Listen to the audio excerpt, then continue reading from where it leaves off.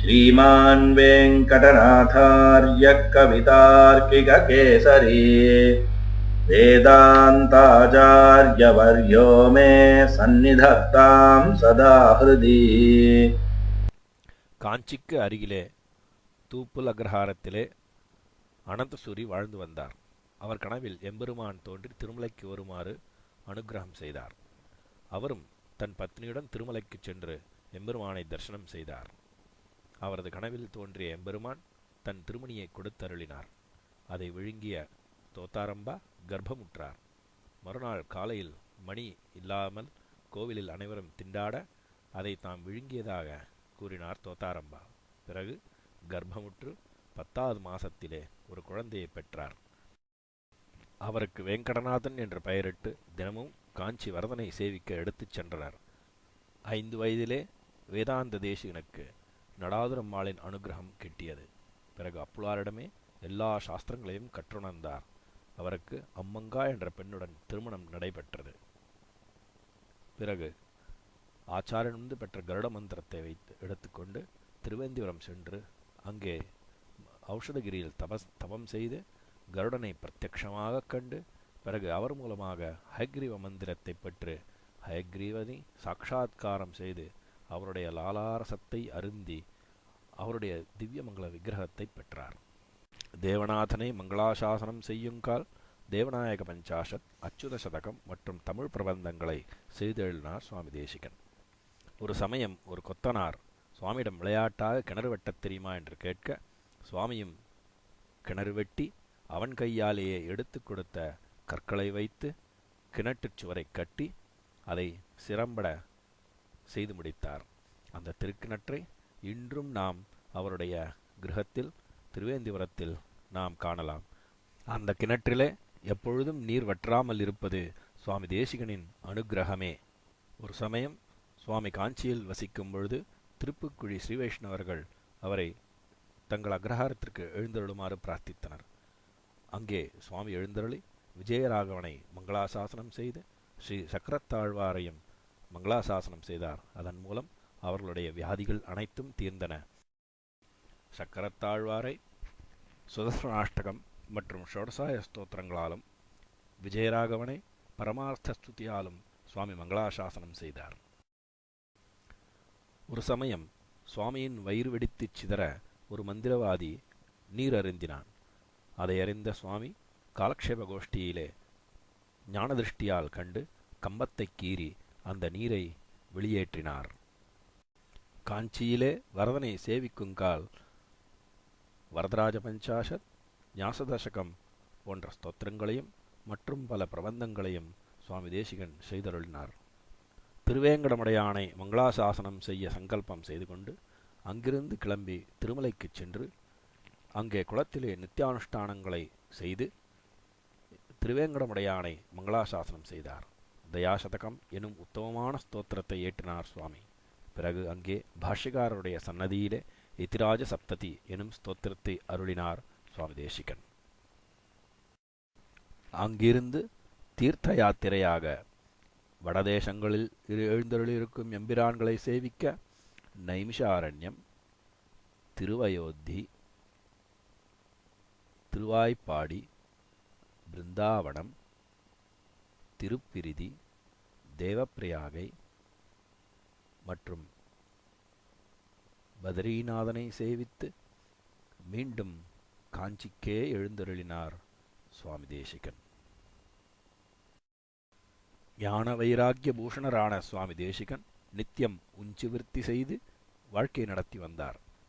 அவருடைய உஞ்சி விருத்தி பாத்திரத்திலே சிலர் தனத்தை இட்டனர். தனத்தை புழுக்குச் சமானமாக கருதி அதை கையாலும் தொடாமல் வாழ்ந்து வந்தனர் தம்பதியினர். சுவாமியின் ஏழ்மை நிலையைக் கண்டு அவருடைய பால்ய நண்பரான வித்யாரண்யர் ஒரு ஓலையை கொடுத்துவிட அதை பெற்ற சுவாமி தேசிகன் தான் ஏழை அல்ல, தன் முப்பாட்டனார் சொத்து தன்னிடம் உள்ளது என்று கூறி வைராக்கிய பஞ்சகம் என்கிற ஸ்தோத்திரத்தின் மூலமாக அதை அறிவுறுத்தினார். இந்நிலையில் ஸ்ரீரங்கத்தில் குதர்க்கவாதிகள் வாதத்திற்கு வர விசிஷ்டாத்வைத சித்தாந்தத்திற்கு அபகீர்த்தி ஏற்பட்டு விடுமோ என்று அஞ்சி வைணவர்கள் நம்பெருமாள் மூலமாக சுவாமி தேசிகனுக்கு செய்தியை அனுப்பினர். சுவாமி தேசிகனும் உடனடியாக கிளம்பி ஸ்ரீரங்கத்துக்கு எழுந்தருளி நம்பெருமாளையும் பிராட்டியும் சேவித்து சததூஷணி என்கிற கிரந்தத்தின் மூலமாக வாதியர்களை விரட்டினார். பிறகு நம்பெருமாளை வந்து சேவித்தார். அப்பொழுது மிகவும் சந்தோஷப்பட்ட ரங்கநாதன் அவருக்கு வேதாந்தாச்சாரியர் என்கிற விருதை அளித்தார். பிராட்டியம் தன் பங்கிற்கு கவிதார்க்கிக சிம்மம் என்கிற விருதை அருளினார். அங்கிருந்த ஸ்ரீ வைஷ்ணவர்கள் அவரை சர்வதந்திர சுதந்திரர் என்று விருதம் அளித்து கொண்டாடினர். ஸ்ரீரங்கத்திலேயே சில காலம் எழுந்தருளியிருந்து காலக்ஷேபாதிகளை சுவாமி சாதித்து கொண்டிருந்தார். பகவத்யான சோபானம், ஞாசதிலகம் மற்றும் பல இரகசிய கிரந்தங்களை அப்பொழுது எழுதினார் சுவாமி தேசிகன். அவருக்கு பல இன்னல்களும் ஏற்பட்டன.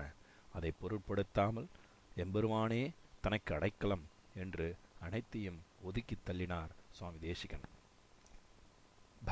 பக்தர்களின் ரேணுவே தனக்கு காப்பு என்று கூறினார் சுவாமி தேசிகன். அங்கிருந்து கோதா பிராட்டியை சேவித்து கோதாஸ்துதி என்கிற அற்புதமான ஸ்தோத்திரத்தை ஏற்றினார் சுவாமி தேசிகன். சுவாமி தேசிகன் காஞ்சியில் வசிக்கும் பொழுது ஒரு பாம்பு பிடாரன் அவரிடம் வந்து, நீர்தான் சர்வதந்திர சுதந்திரரோ என்று சவால் விட, எனது விஷநாகங்களை அடக்கிப்பாரும் என்று சுவாமியிடம் கூற, அவர் கருட தண்டகம் கருட பஞ்சாகத் மூலமாக அந்த நாகங்களை அடக்கினார். பிறகு ஹயக்ரீவன் அவரிடம் லீலா வினோதம் புரிந்து அவருக்கு காட்சியளித்து அவரிடமிருந்து தூய பாலை அருந்தி அவருக்கு அனுக்கிரகம் செய்வித்து மகிழ்ந்தான் ஹயவதனன்.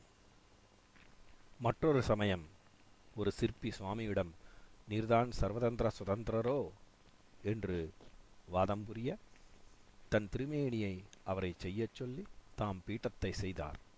அதில் இணைக்கும் பொழுது சுவாமி செய்த விக்கிரகம் சரியில்லை என்று உளியால் அந்த இடத்தில் செதுக்க சுவாமியினுடைய திருமேனியிலிருந்து உதிரம் பெருகியது. இதை உணர்ந்து தமது தவறே என்று கூறி சிற்பி அவரிடம் காலில் விழுந்து மன்னிப்பு கேட்டான். அந்த திவ்ய மங்கள விக்கிரகம்தான் இன்றும் நாம் திருவேந்திபுரத்தில் சேவித்துக் கொண்டிருக்கிறோம். அந்த திவ்யமங்கள திருமேனி சுவாமி தேசிகனாலேயே செய்யப்பட்டது. தன் திருமணத்திற்கு தனம் வேணும் என்ற சுவாமியிடம் பிரார்த்தித்த பிரம்மச்சாரிக்கு பெருந்தேவி தாயாரின் சன்னதிக்கு அழைத்துச் சென்று ஸ்ரீஸ்துதி என்கிற ஸ்தோத்திரத்தின் மூலமாக கனக வருஷையை பொழியச் செய்து அனுக்கிரகம் செய்தார் சுவாமி தேசிகன். இவ்வாறாக எம்பெருமானை மங்களாசாதனம் செய்து கொண்டு காலக்ஷேபாதிகளை சாதித்து கொண்டு வரும்பொழுது மீண்டும் ஸ்ரீரங்கத்திற்கு பேராபத்து வந்தது. இப்பொழுது மாலிகபூர் எனும் முகலாய படைத்தளபதியின் மூலமாக ஆபத்து வந்தது. அவன் ஸ்ரீரங்கத்தின் மேல் படையெடுத்து சுமார் 1.5 லட்சம் வைணவர்களை கொன்று குவித்தான். ரங்கநாதன் சன்னதியை நெருங்கும் பொழுது சுதர்சன பட்டர், சுவாமி தேசிகன் மற்றும் அங்கிருந்த பெருந்திரளான ஸ்ரீ வைஷ்ணவர்கள் தங்கள் இன்னுயிரையும் நீத்து எம்பெருமானை காப்பாற்றினர். போரில் இன்னுயிர் நீத்த சுதர்சன சூரியன் ஆணைப்படி அவரது 2 குழந்தைகளையும் சுதப்பிரகாஷிகா வியாக்கியானத்தையும் எடுத்துக்கொண்டு சுவாமி சத்தியாகாலம் சென்றார். அங்கே சத்தியாகாலத்தில் இருந்து கொண்டு விசிஷ்டாத்வைத சித்தாந்தத்தை பரப்பி ஸ்ரீபாஷ்ய காலக்ஷேபாதிகளை அருளிச் செய்து வந்தார் சுவாமி தேசிகன். அங்கே பல மகான்கள் சுவாமி தேசிகனை ஆசிரயித்து அவரிடம் காலக்ஷேபாதிகளை செய்து வந்தனர். எதுகிரிநாதனை சேவித்து அவருடைய அனுக்கிரகத்தை பெற்று அங்கேயே பலகாலம் வாழ்ந்து வந்தார் சுவாமி தேசிகன். அங்கிருந்தபடி பல கிரந்தங்களை சாதித்தருளினார். முஸ்லிம் படையெடுப்பால் வெளியேறிய ரங்கநாதனின் திவ்யமங்கள விக்கிரகத்தை மீண்டும் ஸ்ரீரங்கத்திலே நிலைநாட்டினான் விஜயநகரப் பேரரசன். அதனால் சுவாமி தேசிகன் மீண்டும் ஸ்ரீரங்கத்திற்கு எழுந்தருளி ரங்கநாதனை தினமும் சேவித்து அங்கு நடக்கும் உற்சவாதிகளில் பங்கு கொண்டு அங்கே ரங்கநாதனை மங்களாசாதனம் செய்து வந்தார். பல கிரந்தங்களையும் காலக்ஷேபாதிகளையும் அனுகிரகித்து வந்தார். இவ்வாறாக வாழ்ந்து கொண்டிருக்கையில் ஒரு சமயம் கார்த்திகை மாதம் பௌர்ணமி அன்று பரமபதத்தை அடைந்தார். தமிழ், சம்ஸ்கிருதம், பிராகிருதம் முதலிய மொழிகளில் ஸ்தோத்திரங்கள், காவியங்கள், நாடகங்கள், சம்புகாவியங்கள், பிரபந்தங்கள், இரகசிய கிரந்தங்களை அருளினார் சுவாமி தேசிகன். சுவாமி தேசிகனால் மீண்டும் விசிஷ்டாத்வைத்தம் ராமானுஜ சித்தாந்தம் நன்றாக நிலைநிறுத்தப்பட்டது. அவருக்கு பிறகு பல சிஷ்யர்கள் அவரிடமிருந்து காலக்ஷேபம் பெற்று அதன் மூலமாக ஸ்ரீபாஷ்ய காலக்ஷேபம் பரம்பரையாக அனைவருக்கும் சென்றடைந்தது. சுவாமி தேசிகனின் புகழ் எல்லாவிடத்திலும் பரவியது. பிரதிவாதி பயங்கரம் அண்ணன் சுவாமி தான் எழுதிய சப்ததிரத்ன மாலிகாவிலே குறிப்பிடுவார். வாதிஹம்சாம்பு வாகருடைய சிஷ்யரான சுவாமி தேசிகரிடத்திலே எவருக்கு பக்தி இல்லையோ அவருக்கு ஸ்ரீ பாஷ்யக்காரருடைய அனுகிரகம் கிட்டாது. அவரிடத்திலே பகவான் ஹரி பொறுத்திருக்க மாட்டான் என்று கூறுகிறார். அவர்களுக்கு மோட்சம் கிடைக்காது என்று கூறுகிறார். சுவாமி தேசிகன் மூலமாக நாம் ராமானுஜருடைய அனுகிரகத்தை பெற்று எம்பெருமானுடைய அனுகிரகத்தை பெற்று மோட்சத்தை அடைவோம் என்பது உறுதி. சுவாமி தேசிகனுடைய பல கிரந்தங்களை நாம் அனுஷ்டிக்க இயலாவிடினும் ஏதேனும் சில கிரந்தங்களை நமது வாழ்நாளிலே அனுசந்தித்து ஸ்தோத்திரங்களையும் ஏதேனும் சில காவியங்களையும் சில இரகசிய கிரந்தங்களையும் நாம் சேவித்து அவருடைய அனுகிரகத்திற்கு பாத்திரர்களாகி ஆச்சாரனுடைய அனுகிரகத்தை பெற்று எம்பெருமானுடைய இருப்பிடமான வைகுந்தத்தை அடைந்து அங்கே பரமானந்தத்தை அடைவோம் என்பது உறுதி. அதையே அடியேன் அனைவரிடமும் பிரார்த்திக்கிறேன். ந தெய்வம் தேசிகாத் பரம். கவிதார்க்கிக சிம்ஹாய கல்யாண குணசாலினே ஸ்ரீமதே வெங்கடேஷாய வேதாந்த குரவே நமஹ.